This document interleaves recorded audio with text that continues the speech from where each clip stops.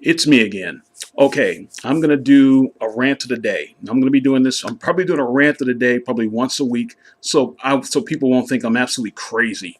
Okay, I was just reading that a Chicago public school is going to give parents an option. Either you buy lunch at school or your kids go hungry because they're looking out for the children's health because they're worried that the parents won't get a nice nutritional meals.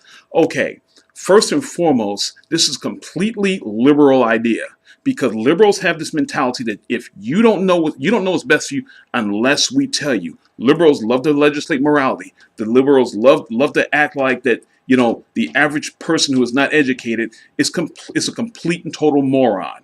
I mean, let's go back to what Michelle Obama did. Michelle Obama jumped up and said we need to push healthier foods, fruits and vegetables. Nothing with trans fats or starches. If you think about it, a lot of people, preferably low income, can't afford a bag of apples and oranges. That's like $3 or $4. When you can go and get a can of fruit cocktail for 89 cents, if you can get that at all. But you're more concerned about getting the basics. You're more concerned about getting like beans, rice, cold cuts, something to hold you. Unfortunately, good nutrition is not on their top priority. I'm not saying they're ignorant, not saying they're uneducated, but right now, if you got just enough to survive, you're not gonna be thinking about, oh, my kid didn't get their their RDA of vitamin C, D, or E. They're just more concerned about my kid ate today. That's all that matters. And when Michelle Obama jumps up and talks about we need to make things more affordable, healthier choices, let me explain something to you, Mrs. President. You the reason why half these people aren't eating well because your husband, along with the administration before him, shipped so many jobs overseas. People right now are two steps above eating dog food. And when you take people's money away and their only goal is just for the basics: gas, food, housing, etc., etc. And when you jump up and went to a certain retail store, which I'm not going to name, and shook hands with them, who's probably one of the biggest exploiters and the biggest labor busters on earth, and probably one of the biggest human rights abusers on planet, and you sit there with this smug, condescending look on your face, thinking that you're trying to help people. You're not helping anyone. In fact, you're treating people like they're slaves. Then when you have other systems telling people, okay, we're going to ban sodas, we're going to ban pop, we're going to ban Gatorade, we're going to ban sweet drinks from the schools and from campuses because we're trying to help people make healthier choices. What you're telling people that you're too stupid to know what's best for you. And you got a school down south that's banning cupcakes. You got schools all over the country banning Halloween parties because they're worried about childhood obesity. You know why there's childhood obesity? I'll tell you. Because number one, we have scared parents into thinking there's a boogeyman around every corner. There's somebody out to molest their child, somebody out to hurt their child. And instead of them thinking, okay, maybe I should keep a better eye on my child so this won't happen. But no, we listen to the media. We give our kids Xboxes.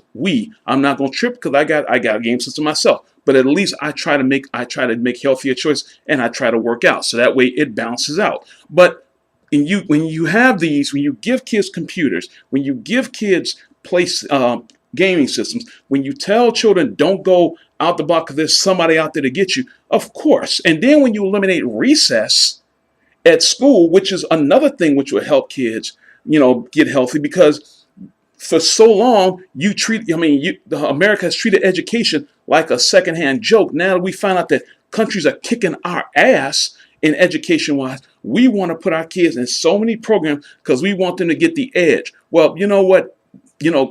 American education is like this. Ooh, close the barn door. Hey, the horses got out. No, that's what's going on. We want to play catch up because now with education, with the educational system, we want to act like no, we're number one. And in our process, we eliminated recess, which would help kids not get obese. When kids don't exercise, they're going to get obese. And then also to cover our behinds, since for years we push Kool-Aid, push Gatorade, push sodas because, if you don't drink this type of thing, you're not hip. If you don't drink this soda, you're not that. And now we're like, oh my God, our kids are getting fat. We need to throw the baby out with the bathwater. And now when you do that, when you throw the baby out with the bathwater, you make these harsh decisions. You don't think, because you're realizing we have to catch up with the rest. Now we have to rectify our mistakes. And now that this school in Chicago, which is my hometown, is telling people, either your kid gonna eat at school or they're not gonna eat at all because we're concerned about the healthy choices you make. What you're telling parents that you don't know what you're doing. And that's been the liberal attack for almost 30 years in education. You treat parents like they are morons. And when you do that, you're not going to get the cooperation from home, because you've already told parents, particularly African American parents, minority parents, since you're not educated enough to know what's good for your kid, you just shut up and sit down. And that's what a lot of parents do. That's where parental involvement in school in lower income communities have dropped, because liberals have told minority parents, you don't know what you're doing. So you shunted them to the side, and you've taken control of what the kids read, what they write, how they eat, because you've got parents conditioned that you're stupid.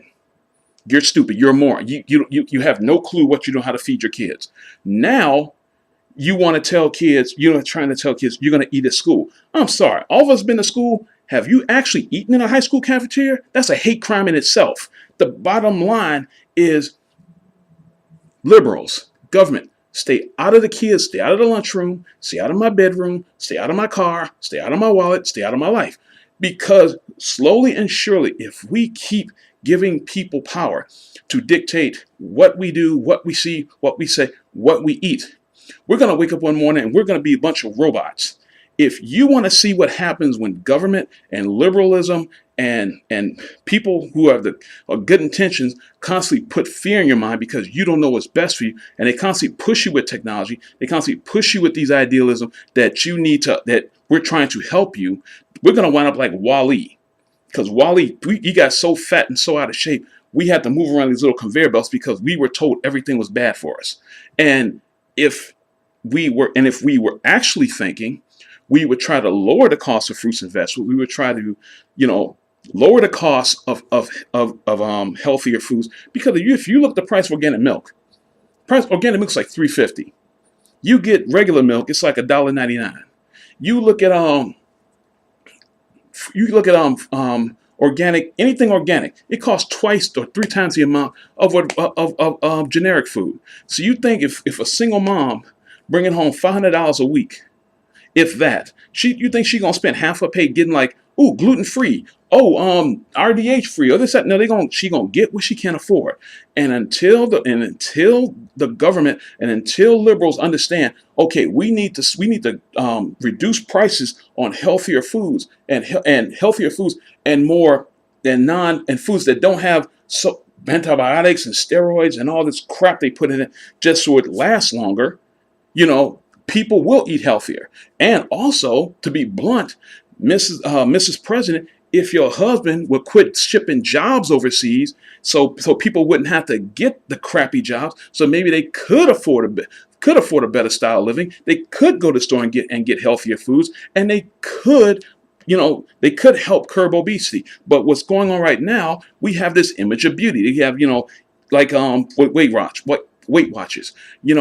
We push Weight Watchers. If you're 20 pounds overweight, you're not healthy. If you're this overweight, you're not healthy. The fact of the matter is this: if you want to lose a few pounds, that's on you. Everybody can afford to lose a few pounds. But ladies, I'm going to tell you this now, and this goes along with healthy eating. You can eat healthy and still have some meat on your bones. Nobody wants a bone but a dog, and even the dog wants some meat. Okay? I've been places where a girl has, it's not even a thong. It's just it looks like a T, like ain't nothing, that's another story. But healthier eating comes from not from people telling you what to do. It's from your own personal choice. It's from you. You have to think what's healthy. You can't eat McDonald's every day. You can't eat KFC every day. You can't eat Pizza Hut every day. You can't eat fatty foods every day and not expect it to affect you.